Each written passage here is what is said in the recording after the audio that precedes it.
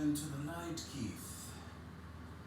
Be the first ever NXT dual champion of North America and NXT.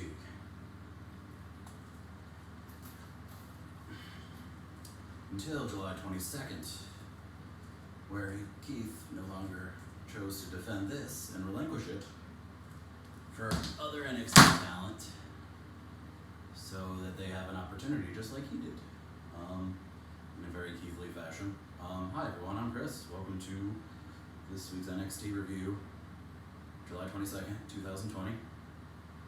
It started with Keith Lee relinquishing the North American Championship, as you see. He'll still be defending this bad boy as your NXT champion. Adam Cole's still nowhere to be found. I saw an interview recently where somebody was wondering if it was storyline or him being angry about whatever was happening.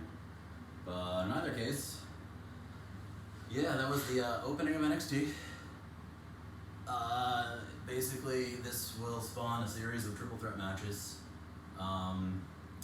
Later this evening, I'll go over who those 3 contenders are this week, and then there's another match next week for a 5-man ladder match for the vacant North American Championship. Very cool. First match of the evening, Dexter Loomis versus Killian Dain. Quote unquote set up by Robert Stone, because last week Killian Dain basically said, I want Dexter Loomis too. There's no real proof to that, but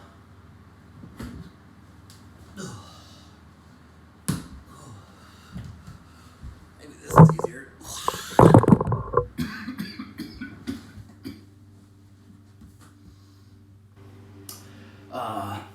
There was a really cool quote by Mauro Ronaldo saying artists derive their art from happiness and pain, and mostly pain. As an artist, we all know this to be true. Mauro Ronaldo has limitless Keith Lee quotes. He probably takes notes, just like I take notes.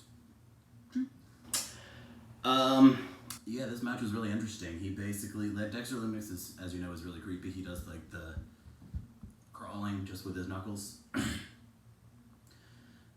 He intentionally slid out of the ring after being Irish whipped, so like he got whipped off the rope and then slid under intentionally and landed on his feet. Very entertaining. He also did a really very Shield Seth Rollins barrel roll over the steel staircase, which was very funny. It was very, very, very Seth Rollins, like very entertaining. Dexter Loomis kind of has the Mankind meets like Hulk Hogan persona, where it's like he just takes so much punishment, and then like the last 10 minutes of the match, he just comes out of nowhere with this barrage of moves. Except one can wrestle and one can't. Ha ha ha. But yeah, he's an interesting person, and if he ever talks, character's dead. Please never talk to Dexter Loomis. Hashtag never speak Dexter Loomis. Yeah, he's a really interesting character. He again reminds me of Brian Fury from Tekken. I said that a million times. It sounded like an old man. I'm sorry. The announcer said one of his finishes was like a senton, but senton's like kind of a flip where you land on your shoulders. This looked like a swanton, Hardy Boy style. Especially because he like extended and then flipped over. He has kind of like a rock bottom into a slam, so like he'll hook you and then like fall with you, and then he'll lock his arms into whatever that submission is to basically knock you unconscious. Dexter Loomis eventually won. Yeah, never speak Dexter Loomis. Killian Dain, you're in Nowheresville ever since Sanity broke up and everyone left, except for Nikki Cross, who was awesome. So much so that she kept the Sanity theme song. They got rid of the scream, which I don't know why. I guess to make it more positive or pleasant. The second match of the evening was Everrise, and I didn't know who Everrise was until I googled them. Chase Jagged Parker and Shane Big Magic Matthews. Apparently their longest running tag team, according to the NXT staff, saying that they were a tag team for 15 years. interesting because I haven't heard of them. I mean, I'm not gonna say I know everyone. I don't. So like for me to think that I know everyone until like they get brought into the light, just you know, like anybody with popularity. Breezango comes out as the Montes, which is really funny. Fandango did the Montes always get their man. He did like a salute and then fell off the rope, the second rope, and hit Everrise. They need to come up with a better name. Everrise? Sounds like you're confused with another word. Anyway, there was a double super kick. Breezango win. Not a lot of highlights other than the Monty fall and the salute, which is probably eternally going to be a gift now. Third match of the evening, Aaliyah with Robert Stone versus Shotzi Blackheart. Aaliyah did an awesome suplex, and then she did a roll through, but she did like it a girly way. It was like a leg split out and then flipped over, kind of like gymnast. Not a girly way, gymnast way. Into a Northern Light suplex, probably the highlight of the match. Other than Shotzi Blackheart's super slide counter to her high kick. So she did like a rock star slide and then like high kicked her. And then, you know, throughout the match she did her like question mark kick where she like kicks you and then kicks you like that. She kicked Robert Stone off the apron and ran over his good foot this time. He being in a lot of pain.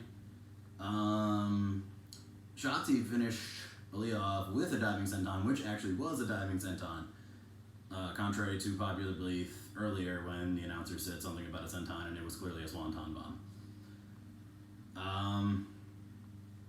Mercedes Martinez comes out and kicks Shotzi Blackheart. Eventually, later in the evening when they were backstage, she basically said, hey, like, I need a manager, just do all the boring things that I don't want to do and get me the matches I want and don't interfere with me personally or, you know, go beyond your bounds. And he's like, cool, yeah, you got a deal. That wasn't right after this. That was later in the evening, but I just wanted to connect. Then there was an Isaiah Swerve Scott promo. Apparently he's a rapper. I didn't know that. He said a rap is a lot like wrestling. Once you lose your flow, you lose a lot of your personality and creativity. Just like if you lose your flow in the match, things can be off. It could be the difference between a loss, and I can't have that.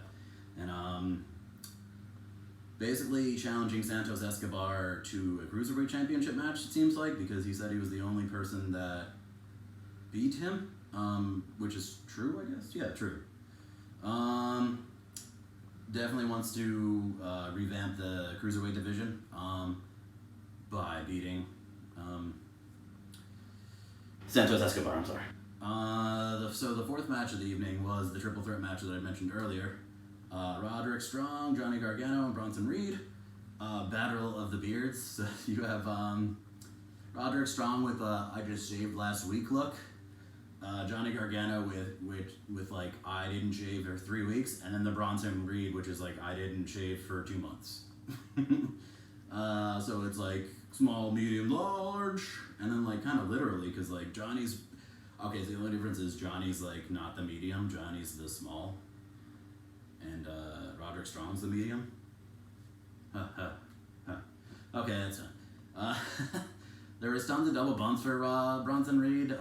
He picked both of the guys up and like into a Death Valley Driver look thing. There was a huge slap fest going on. Johnny's is tough, but Roderick Strong's chest slap is like echoey, and like I still love Roderick Strong's chest slaps. It sounds like he's hitting a piece of wood or something, or like slapping something with like a spatula. Yeah, so Roderick Strong turned his slingshot DDT into a double underhook backbreaker. It was awesome. It was like, so he came out like this, and then like he hooked him. So he was facing the wrong way, and then flipped him in the air, and then knee broke him. It was fantastic. I've never seen anything like that. There was a point in the match where Gargano was in the electric chair, and Roderick Strong missed kicking Johnny Gargano, and so he like missed. So like he missed, and then he flipped like that, and then like into a Poison Rana. So like the person he was on, he flipped him. Very cool. If you haven't seen it, please see it. Bronson Reed wins by mere opportunity after Gargano and Roderick Strong took out Bronson for a while. They fought amongst each other. And he basically was waiting in one of the corners while they were in another corner and splashed them. Splash, I think, Roderick Strong, and got the 3 counts. So he's the one of 5 entries for the vacant North American Championships. Chip won. Only one title. 5th match of the evening, Timothy Thatcher versus Oney Lorcan. It was a submission fest. Oney Lorcan put Thatch in the Fujiwara armbar for a little bit. It was kind of entertaining. But I really like Timothy Thatcher's "I'm crazy and I know it." It's just funny. Like, I don't know how to explain it. He's crazy, and he's like not gonna fix his teeth, and I guess it's part of his crazy gimmick. Oney Lorcan's cool. He's there. Timothy Thatcher seems to just be on an endless winning streak. There's no point for him to really lose. Just like there was no point for Oney Lorcan to win. It would do nothing other than ruin Timothy Thatcher's character. After that was the so at this point in the show, this is when the Robert Stone and Mercedes Martinez interacted backstage. By the way, Mercedes Martinez, there's nothing you can do. There's like you've been revamped so many times. Like no one cares. Like I wish I cared. I don't know. I don't want to speak for everyone, but I'm speaking passionately. No one cares. Like I can't. Like you're cool, I guess. Like there's nothing anyone can really do. Sorry about that. My phone said low battery. I don't know if it stops recording or does not. Apparently it still does. Okay. After that, Finn Balor did a promo and said like, Keith Lee doesn't want to challenge me like a man and lose the title that way, so he's going to relinquish the title and I'll take any opportunity. I don't need handouts, and I'm so cool, I'm the prince. And I like Finn Balor, but they don't know what to do with him. Hopefully they put him in this match, though, because he's a really good balancing act with everyone else. He just blends with everyone. I'm never going to not like Finn Balor as a wrestler. That doesn't stop. Like when he came into the WWE, I was there. So haven't seen Demon King Finn Balor in a while. Maybe this is NXT's opportunity to actually introduce the Demon King to NXT again.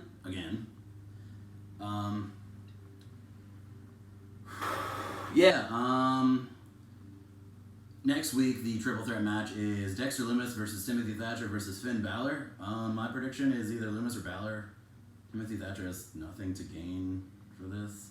You know what, actually, I'm pretty surprised that now that I look at it, it's very surprising. It's not very one-sided like other matches I've seen, triple threats or fatal 4-ways.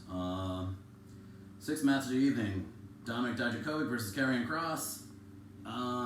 Dijakovic was kind of running a rough shot on Karrion Kross for a little bit, kind of got him overwhelmed, and I guess it frustrated Karrion Kross, and he took it outside the ring and put his head between the stairs and kicked the stairs, basically almost knocking him out.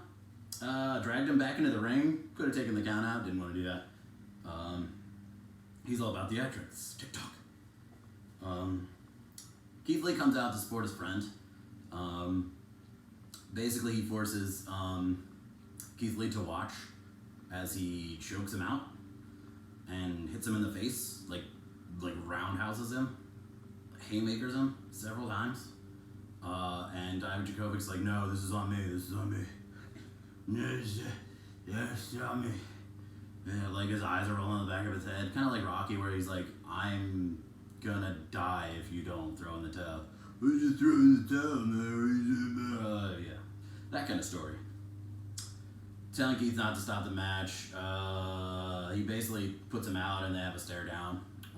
Keith Lee wasn't very happy after that on the Twitter. He's like, you have my attention now. Not that he didn't before. As far as the match went, they're two really big guys. Karrion Kross has the anger attitude persona down pretty well.